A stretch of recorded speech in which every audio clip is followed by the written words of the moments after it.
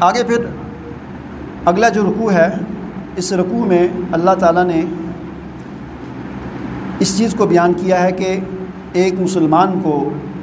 محض شخصیت پرستی کے اندر مبتلا نہیں ہونا چاہیے۔ شخصیت پرستی جو ہے یہ بھی انسان کو خراب کر دیتی ہے، اور بعض اوقات انسان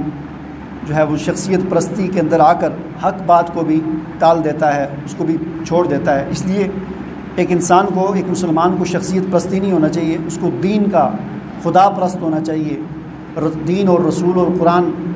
کے پیچھے چلنا چاہیے، شخصیات کے پیچھے نہیں چلنا چاہیے۔ پھر آگے اللہ تعالیٰ نے دعوت کا ایک اصول بیان کیا ہے کہ خذ العفو وأمر بالعرف وأعرض عن الجاہلین، کہ جب دعوت دین کی دینی ہو، جس آدمی نے دعوت کا کام کرنا ہو تو دعوت کے کام میں درگزر جو ہے اس کی بڑی اہمیت ہے۔ داعی جو ہے اس کو معاف کرنے والا اور درگزر کرنے والا ہونا چاہیے، کہ وہ درگزر کرے اور وأعرض عن الجاہلین، جاہلین سے اعراض کرے۔ ظاہر ہے جب دعوت کا کام کریں گے تو بیچ میں بہت سارے لوگ اعتراض کریں گے، کوئی کیا کہے گا، کوئی کیا کہے گا،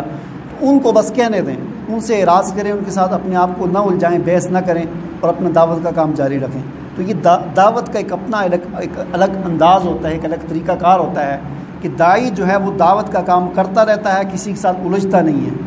کوئی اس کو جو مرضی کہتا رہے وہ اس سے اعراض کرتا ہے۔ وَإِمَّا يَنزَغَنَّكَ مِنَ الشَّيْطَانِ نَزْغٌ فَاسْتَعِذْ بِاللَّهِ، اور اگر تجھ کو شیطان اکسائے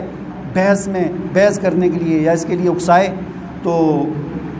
فاستعذ باللہ، تو اللہ کی پناہ مانگ، یہ نعوذ باللہ من الشیطان الرجیم پڑھ۔